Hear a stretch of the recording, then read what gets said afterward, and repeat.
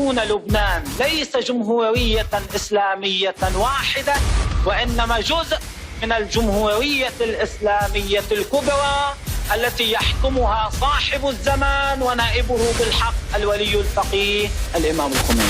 كلنا شفنا مؤخرا بلي جيش الاحتلال الإسرائيلي هجم على لبنان، وشفنا بزاف ديال العمليات ديال الاغتيال اللي كانت ناجحة حسن نصر الله الامين العام ديال حزب الله وبزاف ديال القيادات اخرين. ولكن بعدا شكون هو هذا حزب الله، وشكون هو حسن نصر الله، وشكون هما هاد القيادات الاخرين، وكيفاش دارت اسرائيل حتى قدرت تخترق حزب الله، وشنو علاقته بايران، وعلاش العرب كيكرهوه، وعلاش بزاف ديال المسلمين السنه خصوصا كيكرهوا حزب الله. بقيت كنسول علاش هاد الناس هادو حاقدين عليه، ياك هو مسلم بحالنا بحالو، ياك كيقاوم اسرائيل العدو الاكبر ديال المسلمين والعرب. راه الجزائر لا لعبات ماتش ديال الكره مع اسرائيل راه كلنا غنشجع، ماشي كلنا ولكن بزاف منا غيشجعوا الجزائر. دونك علاش حزب الله لا؟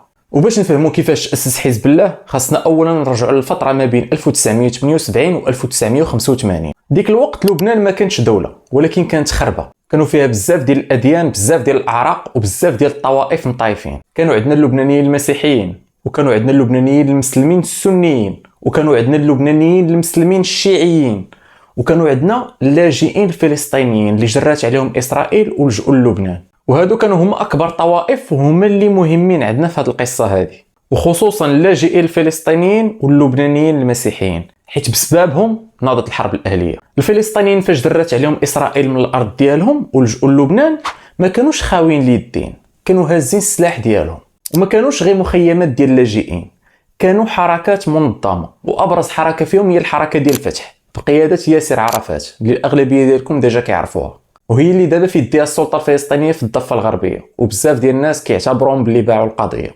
هاد حركه فتح بداو كيديروا عمليات في الداخل الاسرائيلي، كيحاولوا يخطفوا جنود اسرائيليين، كيحاولوا يديروا عمليه انتحاريه في الداخل الاسرائيلي، كانوا دايرين البلباله لاسرائيل، واسرائيل كانت كتقطعهم وكتضربهم في وسط لبنان. وهذا الشيء شكل مشكله للمسيحيين اللبنانيين واللبنانيين عامه، حيت هما كيشوفوا ان بلادهم دخلت ليها الحرب بسبب دوك اللاجئين الفلسطينيين. وهنا اللبنانيين المسيحيين غيعلنوها وغادي يرفضوا هذا الوضع، وغيطلبوا من حركه فتح انها تسلم السلاح ديالها ولا تخرج ليهم من بلادهم. وهذا الشيء اكيد ما غيعجبش المقاومه الفلسطينيه اللي حتى هي بدورها غترد على هذا الشيء وغتحاول تغتال واحد من الرموز ديال المسيحيين في لبنان اللي هو بشار جميل.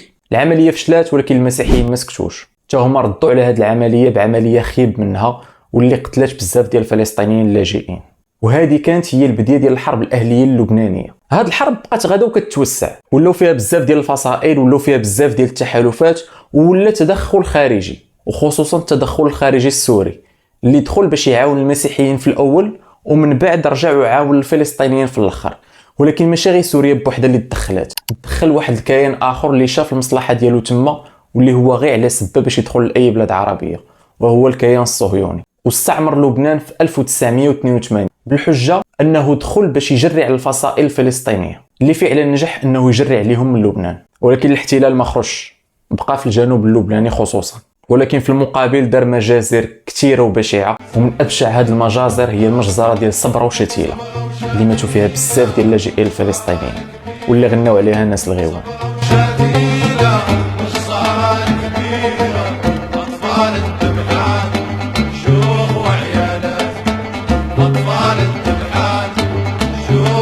فوسطنا دروينو البلبله كامله كانوا عندنا واحد المئات الالاف ديال البشر اللي ما عندهم لا ناقه لا جمل في هادشي كامل، وكانوا ضعاف بزاف لدرجه انه الممثل ديالهم هي واحد الحركه سميتها حركه امل.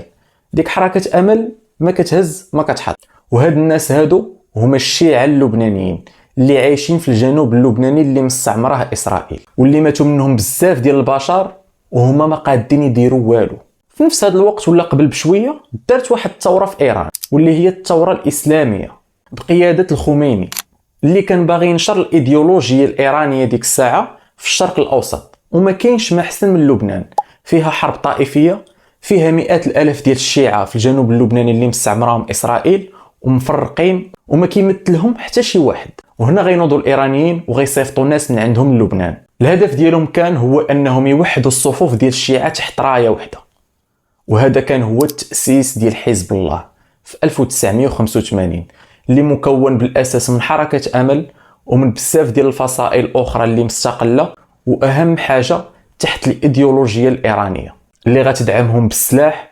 وبالفلوس وسياسيا.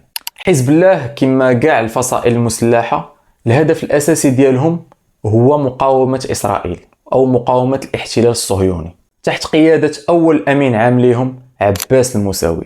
مع الوقت الحرب الأهلية في لبنان غادي تحل، ودوك الأطياف اللي كانوا مطايفين غيديروا اتفاق الطائف في 1989 بوساطة سعودية اللي غادي تحل هاد المشكلة هادي، ودوك الطوائف غيسلموا السلاح ديالهم باش تولي واحد الإدارة جديدة ديال لبنان وتولي دولة لبنانية ديمقراطية فيها انتخابات وفيها كاع الأسس ديال أي بلاد باش تكون مزيانة.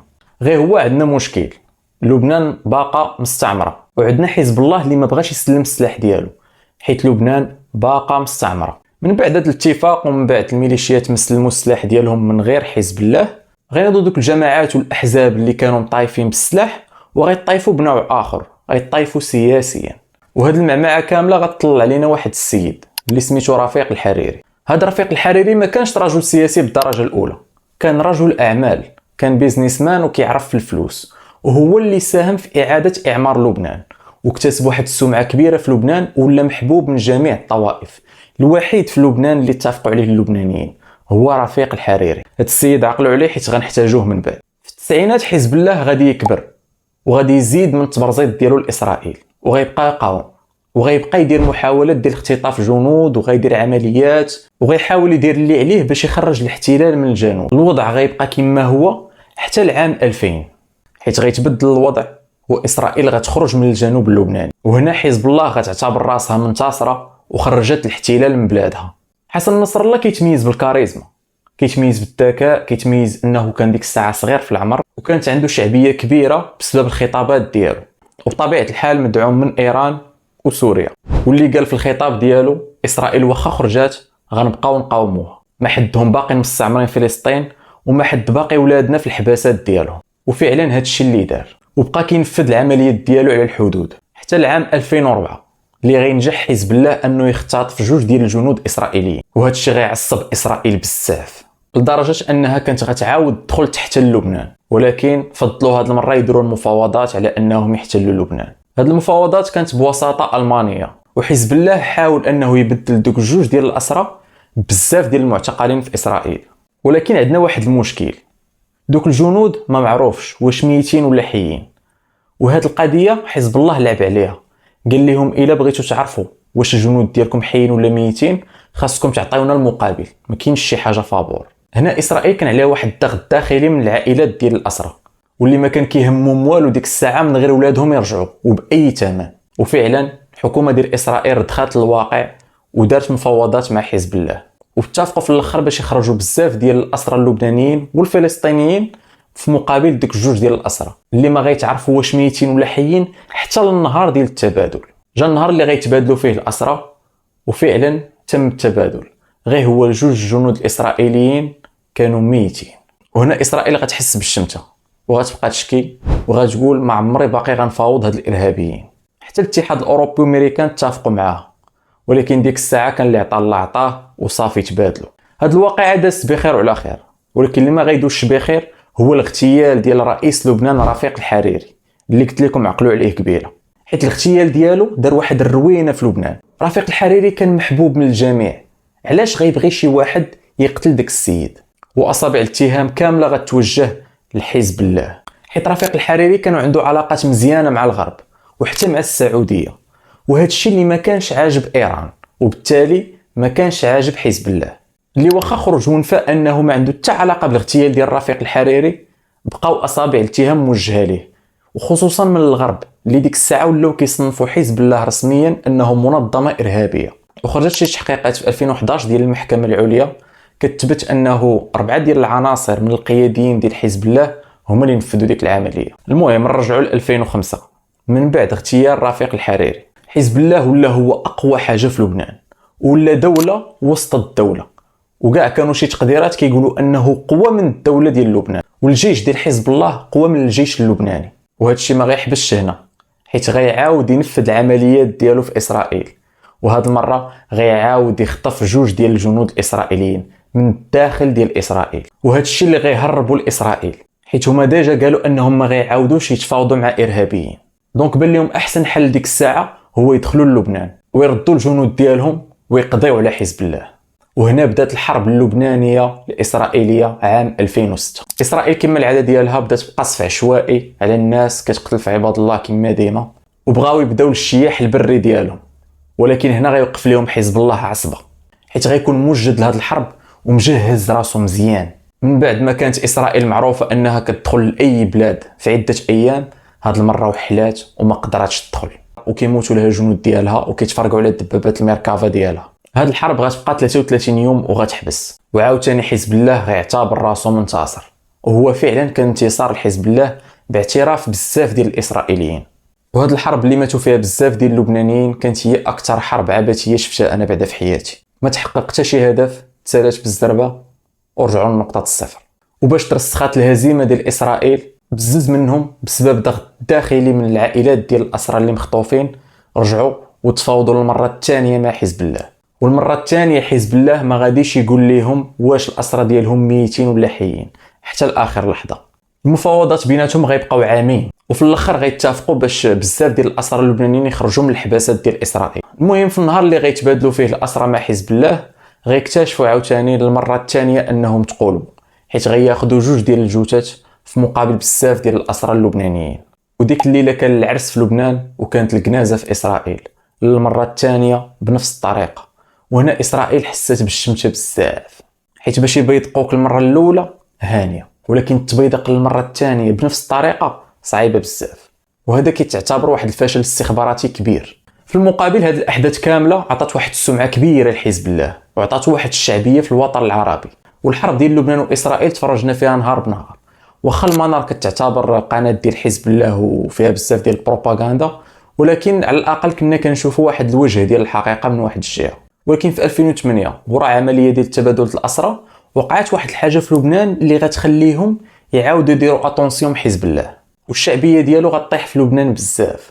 حيت من بعد واحد القرار ديال الحكومه اللبنانيه انهم يفكوا واحد الشبكه ديال الاتصالات ديال حزب الله ويجريو على واحد المسؤول امني ديال حزب الله في المطار ديال بيروت. هذا الشيء خلى المقاومه تعتبروا حرب عليها.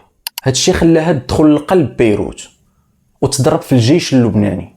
وهذا الشيء ماشي نورمال، حيت ما يمكنش اللبنانيين يستعمروا لبنانيين، وما يمكنش تكون عندنا دوله وسط الدوله. وهنا كثروا الاصوات اللبنانيه خاص حزب الله يتحيد ليه السلاح ديالو، حيت ولا كيشكل خطر على اللبنانيين براسهم. ولكن حزب الله غيرفض، حيت تو سامبلومون هو قوى من لبنان وعنده الفلوس اكثر من الدوله اللبنانيه، وعنده الدعم والسلاح اكثر من الدوله اللبنانيه. وهذا الشيء اللي خلى الصلح ما بين الحكومه اللبنانيه وبين حزب الله يكون بتدخل خارجي، وغيديروا اتفاق بالهدنه في الدوحه بوساطه قطريه. هذا الشيء اللي وقع خلى واحد الاثر عند اللبنانيين، وعرفوا باللي حزب الله كيفضل المصلحه الشخصيه ديالو والمصلحه ديال الحلفاء ديالو على المصلحه ديال البلاد. هذا الشيء غيدينا ل 2011 فين غادي يوقعوا الثورات العربيه اللي غتنوض اولا في تونس ومن بعد مصر ومن بعد غادي تتفرق على بزاف البلدان.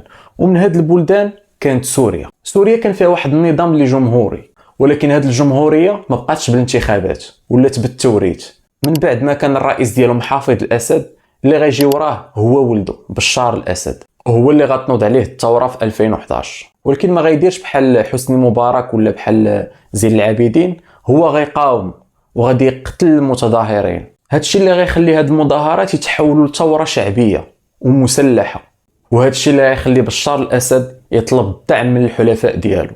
ومن ابرز الحلفاء ديال بشار الاسد هو ايران وهو حزب الله. في الاول حسن نصر الله ما غاديش يكون راضي انه يتدخل في سوريا، ولكن الاوردر غيجيه من ايران وغيضطر انه يتدخل في سوريا. وهذا كان اكبر غلط ديال حزب الله. حزب الله غيدخل باش يقضي الغرض ويسالي هاد الروينه، ولكن في المقابل الروينه غير ما غتزاد وغيقتل بزاف ديال المسلمين، وهذا الشيء غيتصور في التلفازه. وهنا الشعبيه ديال حزب الله غطيح بزاف وغيولي مكروه في بزاف ديال البلدان العربيه على مستوى القاده وعلى مستوى الشعوب. من بعد ما كنا كنصفقوا لك حيت كتقاوم اسرائيل، دابا وليتي كتقتل في خوتك المسلمين. من بعد ما كنتي بطل في عينين بنادم، دابا وليتي جماعه ارهابيه كتتبع غير مصلحتها والمصلحه ديال ايران. في ارض الواقع هذا التدخل في سوريا غيخسر حزب الله بزاف، غيموتوا ليه الجنود ديالو، غادي يخسر الفلوس، غيخسر الدعم من بزاف ديال الجهات. ولكن اهم حاجه خسر هي الامن الاستخباراتي ديالو، حيت اللي كان ميز وكان كيخليه انه يوقف في وجه اسرائيل هو انه استخباراتيا قوي وما كانوش الاسرائيليين كيقدروا يخترقوه، حيت حسن نصر الله كان مطلوب الراس ديالو اعوام واعوام، ولكن عمرهم ما قدروا يوصلوا ليه، مع انه كان كيخرج في لقاءات صحفيه وكان خرج في الجزيره. هذا الجانب الامني اللي هضرنا عليه مهم بزاف، واللي بسببه شفنا التفجيرات ديال البيجر الاخيره، وشفنا حتى الاغتيال ديال القيادات ديال حزب الله. والحاجه اللي انا شخصيا عمري كنت كنتخيلها هو حسن نصر الله يموت بديك الطريقه. وكما هو واضح اسرائيل ولاو عندها جواسيس وسط حزب الله، وكيعرفوا في الوقت بالضبط امتى كيكونوا الاجتماعات، وحتى الا ما كانوش عندهم جواسيس مباشرين راهم اكيد مخترقين الاجهزه الالكترونيه ديالهم. حيت العمليه اللي نفذت اسرائيل باش قتلت القيادات ديال حزب الله عمليه اللي ماشي سهله، واللي ما يمكنش تكون بالصدفه، واللي ضروري تحت منها تخطيط كتير والوقت طويل. هذا الاختراق كما قلت لكم كان في الوقيته اللي حزب الله دخل فيها لسوريا، حيت في ديك الوقت تميكس مع الحكومه السوريه وكان كيتبادل معاهم المعلومات. والحكومه السوريه اكيد بحال الاغلبيه ديال الحكومات العربيه راه مخترقاهم اسرائيل، ولكن حزب الله ماشي غير هذا الشيء اللي دار، بدا كيجند الناس من خارج الحزب باش يعاونوه، حيت الماتش في سوريا كان طول وتدخلوا فيه اطراف اخرين، وهذا البلان ديال سوريا راه خاصو فيلم ماشي غير حلقه في يوتيوب. المهم من هذا الشيء هو انه حزب الله عطى الفرصه للاعداء ديالو خصوصا اسرائيل انهم يخترقوه، وفعلا هذا الشيء اللي وقع وراه هو اللي شفنا النتائج ديالو مؤخرا. حزب الله حاليا راه كيقاوم باش ما كان ضد جيش الاحتلال. انا بعدا عمري ما غادي نوقف ضد شي واحد اللي كيقاوم اسرائيل. هو تابع لايران، قتل المسلمين، دار بزاف ديال الاغلاط في لبنان، ولكن راه دار بلانات زوينين، وراه قاوم اسرائيل، وراه خرج بزاف ديال الناس من الحباسات، ومنع اسرائيل ما مره ما جوج من انها تحتل لبنان عاوتاني، وكان خالق واحد التوازن في المنطقه اللي مخلي اسرائيل ملجومه شي شويه. الا وصلتوا حتى لهنا واستفدتوا شي حاجه دير معاك شي جيم وشي كومونتير، ونشوفوا في شي حلقه جديده.